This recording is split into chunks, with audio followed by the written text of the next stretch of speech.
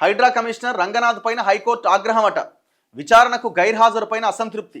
Court ధిక్కరణ కేసులో ప్రత్యక్షంగా హాజరు కాకుండా నిర్లక్ష్యం వహించారంటూ హైడ్రా కమిషనర్ రంగనాథ్ పైన హైకోర్టు మంగళవారం ఆగ్రహం వ్యక్తం చేసింది. ఆయన ఎందుకు అటెండ్ అవుతారండి? మీకు అర్థం కాదు. ముఖ్యమంత్రి చెప్తుండే హైడ్రా అని ఎట్లా తీసుకొచ్చినావు అంటే హిట్లర్ స్ఫూర్తితో తీసుకొచ్చిన అంటుండు.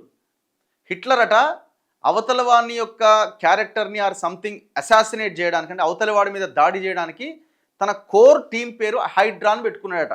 హైడ్రా అట హిట్లర్ యొక్క కోర్ టీం పేరు. మరి ఇప్పుడు మనం ప్రజాస్వామ్యంలో ఉన్నామా లేకపోతే హిట్లర్ పరిపాలనలో ఉన్నామా? అసలు ఆ పోలిక కంపారిజన్ ఏంది అసలు? హైడ్రా అనేదట హిట్లర్ స్ఫూర్తితో.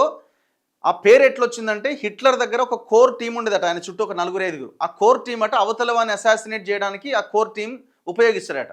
మరి ఇప్పుడు ఈ హైడ్రాని కూడా పేదల ఇండ్లు కూలగొట్టడానికి వాడుతున్నట్ట ఇప్పుడు. మరి అంతే కనబడుతుంది. అది కరెక్టే అనుకో, నువ్వు చెప్పింది యాజ్ ఇట్ ఈస్గా ఫాలో అవుతున్నావు, కానీ ఇప్పుడు బయటపడ్డావు.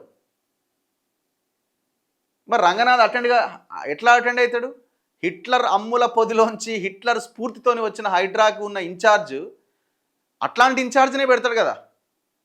హిట్లర్ స్ఫూర్తితో ఉన్న ఆయన హిట్లర్కి కోర్ టీం హైడ్రాలో అట్లాంటి వాళ్ళనే పెడతాడు కదా. మరి ఆయన కోర్టుకు అటెండ్ కావాలి, ప్రజాస్వామ్యం, డెమోక్రసీ, నీతి నిజాయితీ అంటే ఏడ పనికి వస్తాయి? అందుకే ఆయన అటెండ్ అవుతలేడు. లాస్ట్ టైం కూడా మొన్న కోర్టు ఈచం పాచంప వాయించింది, అయినా కూడా కనీసం ఏమీ లేదు. ఎందుకంటే ఇది హిట్లర్ స్ఫూర్తి కదా, హిట్లర్ స్ఫూర్తితో ఏర్పడ్డ ఈ వ్యవస్థ కదా ఇది. ఎంత ఘోరమైన స్టేట్మెంట్ అది హిట్లర్ది.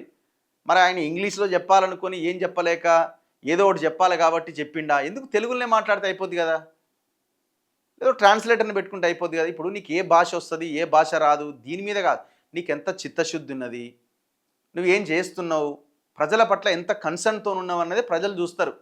నీకు ఇప్పుడు ఇంగ్లీష్ రాకపోతే, ఇంగ్లీషు సరిగా మాట్లాడకపోతే ఎవడు కొట్టేటోడు ఎవడు లేడు. ఏదో చెప్పాలనుకుని ఏదో చెప్పిండా, లేకపోతే నిజంగానే చెప్పిండా? ఏమో నాకైతే నిజంగానే చెప్పిండని అనిపించింది. మరి ఎంత ఘోరమైన స్టేట్మెంట్ అది. ఎక్కడుంది అది? రేవంత్ హిట్లర్.